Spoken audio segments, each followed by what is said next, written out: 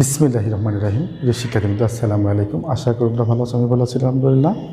আজকের ভিডিওতে আমি আলোচনা করব অ্যাসিড এবং ক্ষারক সম্পর্কিত বিভিন্ন মতবাদ নিয়ে।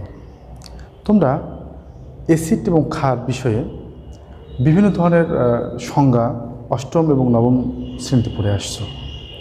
তোমরা পড়েছিলে কি যে অ্যাসিড কারা? অ্যাসিড হলো সেই সকল পদার্থ যা ক্ষারকের সঙ্গে বিক্রিয়া করে লবণ ও পানি তৈরি করে, তাই তো?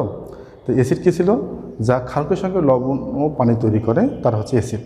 এবং ক্ষারক কারা? ক্ষারক হলো সেই সকল পদার্থ যা অ্যাসিডের সঙ্গে বিক্রিয়া করে লবণ ও পানি তৈরি করে। তোমরা আরও পড়েছিলে যে ক্ষারক আবার দুই প্রকার, একটা হচ্ছে ক্ষারক, একটা হচ্ছে ক্ষার। ক্ষার কী ছিল? যে সকল ক্ষারক পানিতে দ্রবণীয়, পানিতে OH আয়ন তৈরি করে তারা ছিল ক্ষার, আর যারা পানিতে দ্রবণীয় নয় তারা হচ্ছে ক্ষারক। তো এই যে অ্যাসিড এবং ক্ষার সম্পর্কিত বিভিন্ন মতবাদ তোমরা পড়েছিলে, সেটা কোন মতবাদ ছিল তোমরা জানতে না। আজকে ভিডিওতে আমি এই বিষয়টাই ক্লিয়ার করব। তোমরা যদি মনোযোগ সহকারে মাত্র 5 মিনিট টাইম নষ্ট করো, তাহলে অবশ্যই অ্যাসিড ক্ষার সম্পর্কিত যে বিভিন্ন মতবাদগুলো আছে তুমি পুরোটাই আয়ত্ত করতে পারবা। আমরা ক্লাসে চলে যাই। প্রিয় শিক্ষার্থীবৃন্দ, আমি আজকের ক্লাসে অ্যাসিড ক্ষারক সম্পর্কিত 3টি মতবাদ নিয়ে আলোচনা করব। একটি হচ্ছে আরহেনিয়াসের মতবাদ, একটি হচ্ছে লুইসের মতবাদ, আরেকটি হচ্ছে ব্রোনস্টেড লাউরি মতবাদ। প্রথমে আরহেনিয়াসের মতবাদ অনুসারে অ্যাসিড এবং ক্ষারক কী সেটা একটু দেখে নেই। আরহেনিয়াসের মতবাদ অনুসারে যে সকল পদার্থ পানিতে দ্রবণীয় হয়ে H+ আয়ন তৈরি করে তা হচ্ছে অ্যাসিড। অর্থাৎ যা জলীয় দ্রবণে H+ আয়ন তৈরি করে তাই হচ্ছে আসলে অ্যাসিড। উদাহরণ দেখে নেই। মনে করো এই যে পদার্থ হাইড্রোজেন ক্লোরাইড, গ্যাসীয় অবস্থায় সে হাইড্রোজেন ক্লোরাইড, যখন সে পানিতে আসলো, পানিতে আসে দেখেন কি সে H+ আয়ন তৈরি করলো এবং Cl- আয়ন তৈরি করলো। যেহেতু পানিতে সে H+ আয়ন তৈরি করলো, এই কারণে সে হাইড্রোক্লোরিক অ্যাসিড।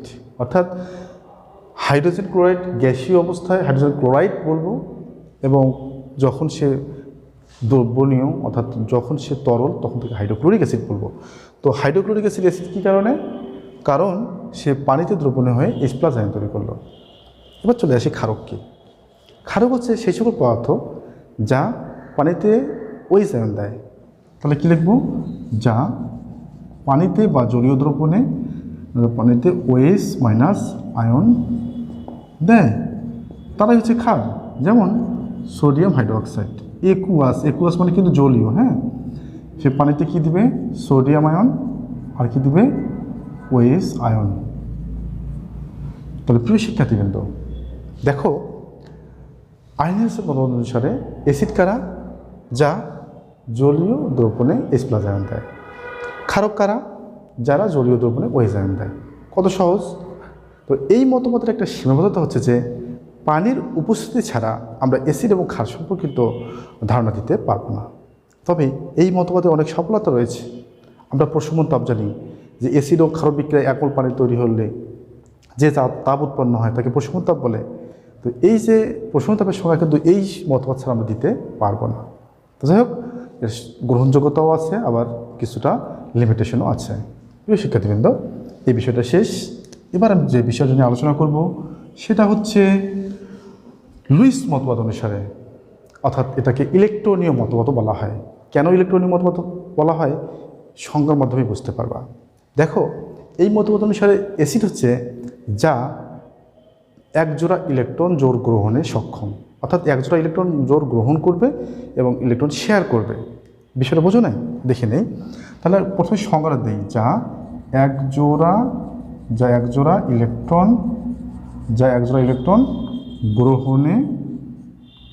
ইলেকট্রন গ্রহণে সক্ষম।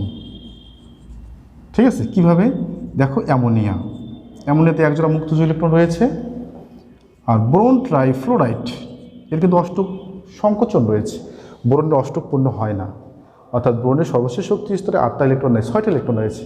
তাই সে একজোড়া ইলেকট্রন গ্রহণ করে সহজেই সমযোজী বন্ধনে আবদ্ধ হয়, এবং অবশ্যই সন্নিবেশ সমযোজী বন্ধনে। অর্থাৎ অ্যামোনিয়া তার একজোড়া ইলেকট্রন BF3 কে দিবে এবং BF3 এই ইলেকট্রন জোড় গ্রহণ করে সন্নিবেশ বন্ধনে আবদ্ধ হবে।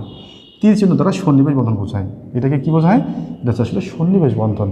অ্যামোনিয়া যে একজোড়া ইলেকট্রন দিল আর এই যে নিল, এটা বোঝানোর জন্য তীর চিহ্ন বোঝানো হচ্ছে। এক্ষেত্রে কিন্তু ইলেকট্রন শেয়ার হয়। তো যাই হোক, অ্যামোনিয়া হচ্ছে একটা পদার্থ, BF3 আর একটা পদার্থ, তারা নতুন একটা যৌগ তৈরি করলো, অ্যামোনিয়া BF3 যৌগ। এই যৌগে অ্যামোনিয়া একজোড়া ইলেকট্রন দিল এবং BF3 একজোড়া ইলেকট্রন গ্রহণ করলো, অর্থাৎ বোরন ট্রাইফ্লোরাইড একজোড়া ইলেকট্রন গ্রহণ করলো, এই কারণে সে অ্যাসিড। এখন ক্ষার কাকে বলে? তো অলরেডি আমরা শিখে ফেলছি, ইতিমধ্যে আমরা শিখে ফেলছি কীভাবে, যা একজোড়া ইলেকট্রন দানে সক্ষম। তাহলে কী লিখবো এখানে? যা একজোড়া ইলেকট্রন দানে সক্ষম। তাহলে কি, যাদের এই মুক্ত জোড় ইলেকট্রন রয়েছে তারাই কিন্তু ক্ষারক হবে। একটু উদাহরণ দেখে নেই। যেহেতু এখানে অ্যামোনিয়া দিয়ে শিখিয়েছি, এবার এখানে পানি দিয়ে শিখি। মনে করি H2O তে কয় জোড়া মুক্ত জোড় ইলেকট্রন আছে? 2 জোড়া। সে যদি হাইড্রোজেন আয়নের সঙ্গে বিক্রিয়া করে, তাহলে কি করবে? পানিতে 2 জোড়া মুক্ত জোড় ইলেকট্রন, তারপর 1 জোড়া ইলেকট্রন সে হাইড্রোজেন আয়নকে দিবে এবং সন্নিবেশ বন্ধনে আবদ্ধ হবে। তাহলে কি, পানি 1 জোড়া ইলেকট্রন কাকে দিল? H+ কে দিল, এবং H+ 1 জোড়া ইলেকট্রন গ্রহণ করে তার সর্বশেষ শক্তি স্তরে দ্বিত্বপূর্ণ করলো এবং সমযোজী বন্ধনে আবদ্ধ হলো। এক্ষেত্রে পানি হচ্ছে ক্ষারক এবং H+ হচ্ছে অ্যাসিড। তাহলে কি, পানি এক্ষেত্রে ক্ষারক আর H+ কি? অ্যাসিড। ক্লিয়ার? তাহলে এক্ষেত্রে আমরা দেখলাম অ্যামোনিয়া ক্ষারক, এক্ষেত্রে হচ্ছে পানি ক্ষারক। ক্লিয়ার? এই মতবাদটাকে ইলেকট্রনীয় মতবাদ বলা হয়, কারণ ইলেকট্রন দেওয়া এবং নেওয়া যেহেতু এই মতবাদের সাথে সম্পর্কিত, তাই এই মতবাদকে ইলেকট্রনীয় মতবাদ বলা হয়। পরীক্ষা আসতে পারে, অ্যামোনিয়াকে লুইস ক্ষার বলা হয় কেন? বোরন ট্রাইফ্লোরাইড হাইড্রোজেন আয়নকে লুইস অ্যাসিড বলা হয় কেন? বা পানিকে লুইস ক্ষারক বলা হয় কেন? আমার মনে হয় তোমরা এই উত্তরটা পরীক্ষায় করতে পারবা। প্রিয় শিক্ষার্থীবৃন্দ, এবার নতুন আরেকটা মতবাদে চলে যাই আমরা। সেই মতবাদটা হচ্ছে যে ব্রোনস্টেড লাউরি মতবাদ। এই মতবাদ অনুসারে যা H+ আয়ন দানে সক্ষম তাই হচ্ছে অ্যাসিড। কত সহজ না? যা H+ দানে সক্ষম, সেটা কি? যা H+ আয়ন দানে সক্ষম তাই হচ্ছে অ্যাসিড। তো স্যার এখানে তো H+ দিল, কিন্তু এক্ষেত্রে পানির উপস্থিতি বাঞ্ছনীয় ছিল, কিন্তু এক্ষেত্রে পানির উপস্থিতি বাঞ্ছনীয় নয়। বিক্রিয়া দেখো, উদাহরণ দিলে ক্লিয়ার হয়ে যাব। HCl অ্যামোনিয়া বিক্রিয়া করলো, বিক্রিয়া করে কী তৈরি করলো? অ্যামোনিয়াম আয়ন আর Cl- আয়ন। এক্ষেত্রে দেখো, HCl থেকে এখানে যদি আমরা যাই, তাহলে কি দেখলাম? -H+। তাহলে কি -H+, মানে কি, সে H+ ত্যাগ করেছে, এই কারণে সে অ্যাসিড। এই কারণে সে অ্যাসিড। যা H+ আয়ন দানে সক্ষম, H+ আয়ন দানে সক্ষম, এই কারণে সে অ্যাসিড। ক্লিয়ার? এখন ক্ষারক কাকে বলবে? সংজ্ঞা তো আমরা অলরেডি শিখে ফেলেছি। তাহলে কি, যা H+ আয়ন গ্রহণে সক্ষম। তাহলে কি, যা H+ আয়ন গ্রহণে সক্ষম, যা H+ আয়ন গ্রহণে সক্ষম তাই হচ্ছে আসলে ক্ষারক। যেমন অ্যামোনিয়াতে আমরা কী দেখতে পাচ্ছি? অ্যামোনিয়াতে এখান থেকে এখানে গিয়ে দেখতেছি যে অ্যামোনিয়া একটা প্রোটন গ্রহণ করেছে, অ্যামোনিয়া একটা প্রোটন গ্রহণ করে অ্যামোনিয়া মানে পরিণত হয়েছে। এখানে হাইড্রোজেন ছিল 3টা, এখানে 4টা। অ্যামোনিয়া যেহেতু প্রোটন গ্রহণ করছে, এ হচ্ছে আসলে ক্ষারক। তো ক্ষারকটা এই দিকে লিখে নেই, উদাহরণ আলাদা করে দেই। পানি প্লাস HCl বিক্রিয়া করলো, তৈরি হলো কি? Cl- আর হাইড্রোনিয়াম আয়ন। তো দেখো তো, আমরা দেখলাম কি, এখান থেকে যদি এখানে যাই, তাহলে কি দেখতে পাচ্ছি? দেখতে পাচ্ছি যে পানি একটা প্রোটন গ্রহণ করেছে এবং পানি থেকে হাইড্রোনিয়াম আয়ন, অর্থাৎ এখানে হাইড্রোজেন ছিল 2টা, এখানে 3টা। যেহেতু H+ গ্রহণ করেছে, এই কারণে সে হচ্ছে আসলে ক্ষারক। ঠিক আছে? আর এই অ্যাসিড কেন? এখান থেকে এখানে গিয়ে দেখো যে প্রোটন আসলে ত্যাগ করেছে, এই কারণে সে হচ্ছে আসলে অ্যাসিড। ঠিক আছে? তাহলে ব্রোনস্টেড লাউরি মতবাদ অনুসারে অ্যাসিড এবং ক্ষারককে, যা H+ দানে সক্ষম তাই হচ্ছে অ্যাসিড, ক্ষারককে যা H+ গ্রহণে সক্ষম তাই হচ্ছে ক্ষারক। কেমন? এক্ষেত্রে পানির কোনো প্রয়োজন নেই, পানির উপস্থিতি ছাড়া আমরা অ্যাসিড এবং ক্ষারক সম্পর্কে ধারণা দিতে পারছি। পানিকে আমরা এখানে কি দেখলাম? পানিকে এক্ষেত্রে আমরা দেখলাম ক্ষারক। পানি আবার এই মতবাদ অনুসারে অ্যাসিড হিসেবেও কাজ করতে পারে। কিভাবে? দেখো, আমরা যদি পানির সঙ্গে অ্যামোনিয়ার বিক্রিয়া ঘটাই, পানির সঙ্গে অ্যামোনিয়ার বিক্রিয়া ঘটাবো, তাহলে কি হবে? পানির সঙ্গে অ্যামোনিয়ার বিক্রিয়া ঘটালে এখানে আমরা পাবো আসলে ammonium ion NH4 plus OH- ion. তো এক্ষেত্রে দেখো, পানি কি করছে? পানি প্রোটন ত্যাগ করছে, পানি হচ্ছে আসলে অ্যাসিড। এক্ষেত্রে যেহেতু সে মাইনাস প্রোটন, পানি হচ্ছে অ্যাসিড। আর অ্যামোনিয়াতে কি দেখতে পাচ্ছি? একটা প্রোটন গ্রহণ করছে, এক্ষেত্রে অ্যামোনিয়া হলো আসলে ক্ষারক। কেমন? তো অ্যাসিড এবং ক্ষার সম্পর্কিত বিধ মতবাদ দেখলাম। তো এক্ষেত্রে এই ব্রনস্টেড লাউরি মতবাদ অনুসারে আমরা অনুবন্ধী অ্যাসিড এবং ক্ষারক পাই। এই বিষয়টা একটু আমরা এখন ক্লিয়ার হয়ে নেব, অনুবন্ধী অ্যাসিড এবং ক্ষারক।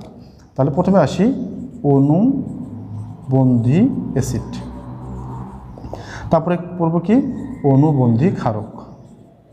অনুবন্ধী ক্ষারক। অনুবন্ধী অ্যাসিড কি? দেখো, আমরা যে কোনো বিক্রিয়া থেকে বিবেচনা করতে পারি। আচ্ছা, এই বিক্রিয়াটা বিবেচনা করলাম। সম্মুখ বিক্রিয়ায় পানি হচ্ছে অ্যাসিড, কারণ পানির একটা প্রোটন হারিয়েছে, এবং অ্যামোনিয়া হচ্ছে ক্ষারক, কারণ সে একটা প্রোটন গ্রহণ করেছে। এটা সম্মুখ বিক্রিয়ায়। কিন্তু পশ্চাৎমুখী বিক্রিয়া যদি আমরা বিবেচনা করি, পশ্চাৎমুখী বিক্রিয়ায় দেখলো অ্যামোনিয়াম আয়ন থেকে অ্যামোনিয়া পাচ্ছি, তাহলে এ কি প্রোটন ত্যাগ করলো? পশ্চাৎমুখী বিক্রিয়ার জন্য এই প্রোটন ত্যাগ করলো, এই কারণে হচ্ছে এ হচ্ছে অ্যাসিড। আর পশ্চাৎমুখী বিক্রিয়ার জন্য দেখো ওএইচ আয়ন একটা প্রোটন গ্রহণ করে পানিতে পরিণত হচ্ছে, এ হচ্ছে কি ক্ষারক। ঠিক আছে?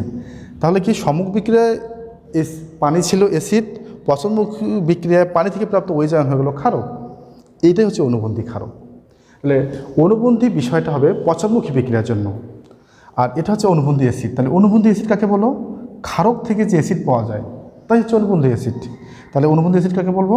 যে ক্ষারক থেকে যে অ্যাসিড পাওয়া যায়, যে অ্যাসিড পাওয়া যায়। সহজ কথায় ক্ষারক থেকে যে অ্যাসিড পাওয়া যায় তাই হচ্ছে আসলে অনুবন্ধী অ্যাসিড। অর্থাৎ অ্যামোনিয়া ছিল ক্ষার, ক্ষার থেকে আমরা এই অ্যাসিড পেলাম অ্যামোনিয়াম আয়ন।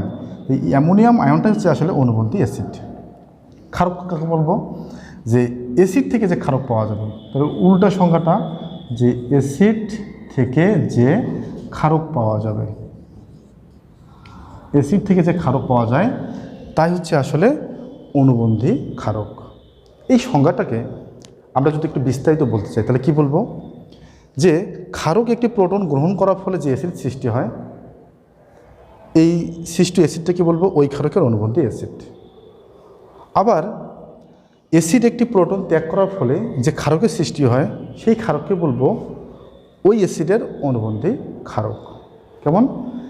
সহজ কথায় অনুবন্ধী কথাটা হচ্ছে যে পশ্চাৎমুখী বিক্রিয়ার জন্য, এবং অনুবন্ধী অ্যাসিড তৈরি হবে ক্ষারক থেকে, এবং অনুবন্ধী ক্ষারক তৈরি হবে অ্যাসিড থেকে। এভাবে যদি আমরা মনে রাখি তাহলে আমাদের মনে থাকবে। তাহলে আমরা সংক্ষেপে প্রথম থেকে চলে যাই।